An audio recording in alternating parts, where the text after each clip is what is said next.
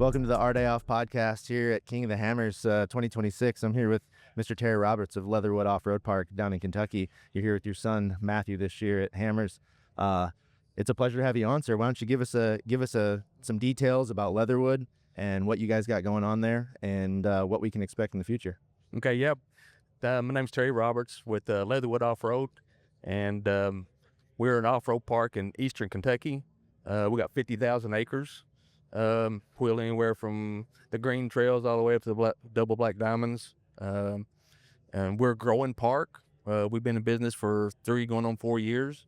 And so it's evolving every day, new trails and new visions that we're looking into. So we got the Ultra 4 Nationals this year coming in October. So we're excited about that. Gotcha. So Leatherwood, we were talking off camera, is not too terribly far from a park that I like to wheel a lot, and it's called Black Mountain. And you're saying it's right on the other side of the other mountain range, basically. You drive up and drive back down the downside, and you're there, and under your southern entrance. Yeah, we're like 9 miles from the Putney Trailhead. Gotcha. So you just cross over Black Mountain or cross over the Pine Mountain, and you're right into the park there. Gotcha.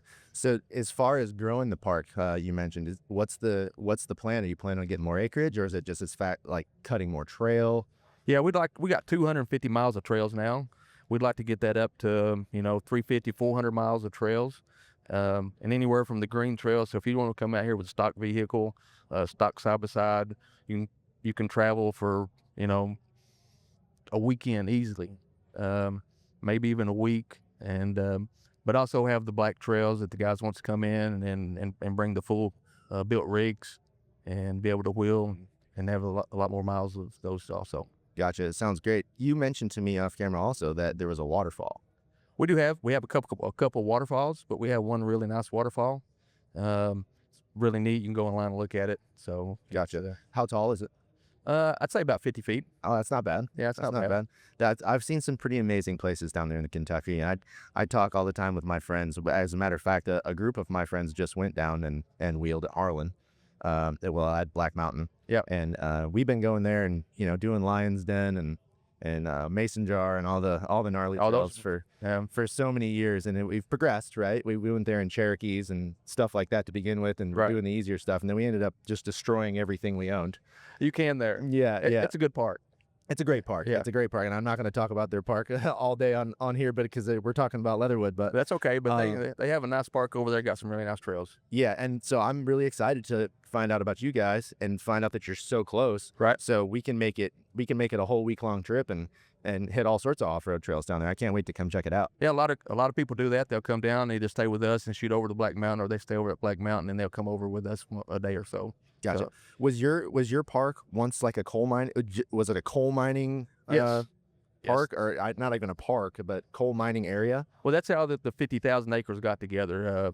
Kentucky River Properties, which is really good. They've been supporting us all along, and they own the land, and we worked out a deal with them for the trails to be able to reutilize the property that's being mined out. A lot of it. There's still mining operations going on, but a lot of it's already been mined, especially the surface area. Mm-hmm. So reutilizing that and turning it into an off-road park. Gotcha. I know there's been lots of talks about land use, especially out here at King of the Hammers, and what we have to do to protect it. Yes. And I know that's a very, very important topic this year, especially because, everybody knows online is kind of a mess sometimes, and people start talking and, posting videos that are just not good, Right. And I think it's important for guys like yourself and you guys like Mr. Eric to come on here and voice your opinion about like protecting our lands, protecting our off-road parks, because it is a giant community and we love our land. We're not out here to destroy it by any means. Most of the racers, I should say all the racers that I know of, pick up after themselves, are good stewards of the land. Exactly. And we want to be able to do this for a long period of time. And I'm telling you what, it seems scary every time this gets brought up, but it's more important. It's super important to talk about. It's very important to talk about because these landowners, whether it's BLM land or whether it's state land or private land, they have an obligation to protect their property, and they allow us to come in here, whether it's through an off-road park or through like out here at the BLM property. It's very important to take care of that and can keep it clean and leave it better than what we show up. Yeah, absolutely. But I've had comments made to me like, well, you guys are off-roading and you're tearing up the land. And I'm like, well, if you've been in the off-road industry long enough, you know that if you wheel something and it becomes a trail, if you leave that trail for any period of time, say a year or two, you don't even know that trail You was don't there. even know. Yeah, it will go right back to nature. It does. So yes, we are, driving vehicles on land, but there's a right way to do it.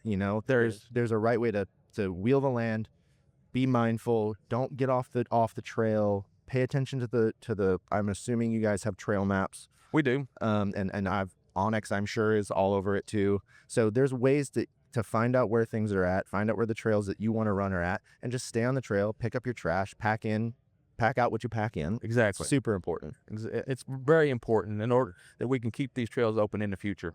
Yeah, absolutely. So what's the ultimate goal for you at Leatherwood? Like, what's the vision? The vision is to promote our area. I mean, as the mining industry is falling off, as we know, we're mining the areas out, and they've been mining there since the late 1800s, early 1900s. So, our coal reserves is starting to fall off a little bit, and we've seen an opportunity with the Leatherwood Off-Road Park to put an off-road park in, and maybe bring some people in, some outside tourism dollars, and it seems to be getting a lot of traction, especially with the 50,000 acres. It's a destination that you can come there, and it's more than just a day park. You can come there and stay a weekend or a week, and then have plenty of trails to ride. So, oh, go ahead. No, we really like our area. We don't want to leave there. So it's a small community in Appalachia, and we just want to reutilize it to turn it into something that can sustain itself.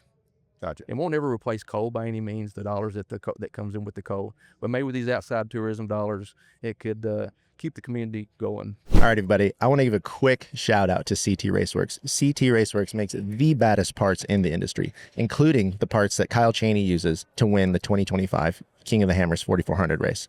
Now, if you would like to use those same parts, feel free to go over to CT Raceworks and use the Our Day Off discount code, and that will get you a 5% discount on your entire order at any time. So that's Our Day Off discount code upon checkout. Back to the show.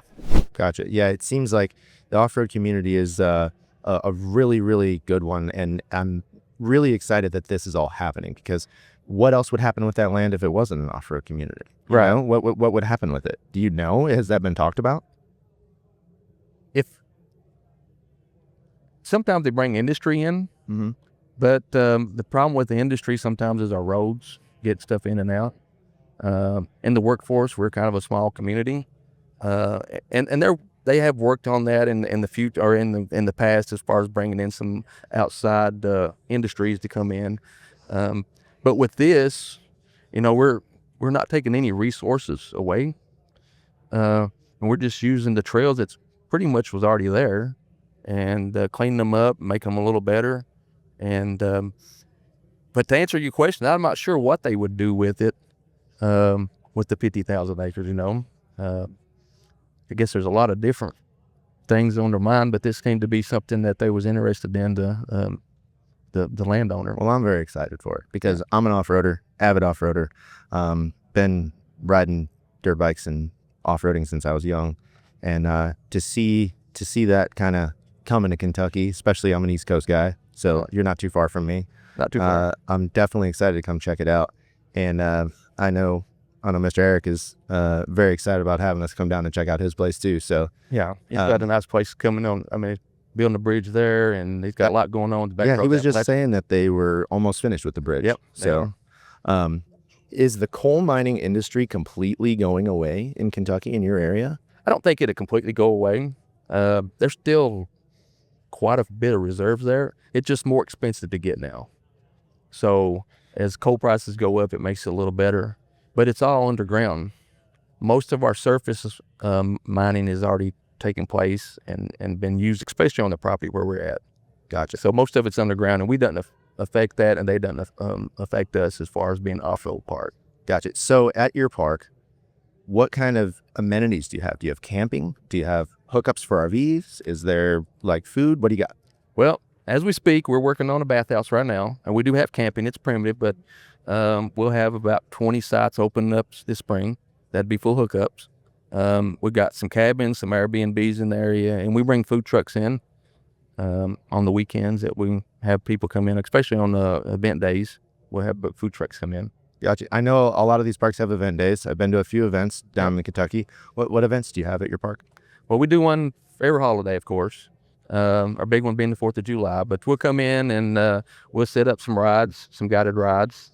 And then we'll bring in some live music. We got a stage, and we'll bring in some local artists to come in and sing. And that's all free with the purchase of a park pass. You can come in, and then we'll do fireworks. The county usually helps us bring in some fireworks and stuff for the 4th of July, Memorial Day, and